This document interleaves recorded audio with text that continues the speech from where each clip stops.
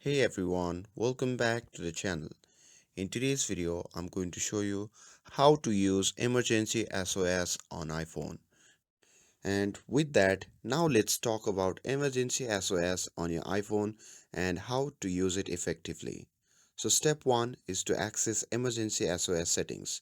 So open the settings app on your iPhone and once open, simply scroll down and tap on Emergency SOS to see all available options.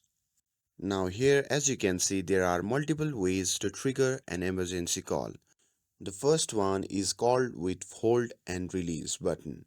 So you can press and hold the side button and volume up button together and you will see the slide to call option appearing on your screen, allowing you to quickly contact emergency services. And with that, second is 5 press activation. So after enabling call with 5 presses option, if you rapidly press the side button 5 times, your iPhone will automatically start calling emergency services like 911 or the equivalent number in your country.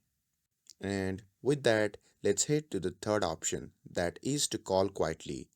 You can simply turn this on if you want the emergency call to be made discreetly without loud alerts. And with that, let's head to the last option, that is crash detection. So once you enable the option label call after severe crash, your iPhone will automatically call for help after detecting a severe crash, notifying emergency services if you or someone in the vehicle might be injured. And you can also use the SOS via satellite demo. This feature is not available here right now, but if it is available on your iPhone, you can use it. That option can be lifesaver too, because it connects your iPhone to a satellite so you can call for help no matter where you are. And that's all there is to it. With this, if you found this video helpful, then don't forget to like, share and subscribe to get updated for more videos. Thanks for watching and I'll see you in the next video.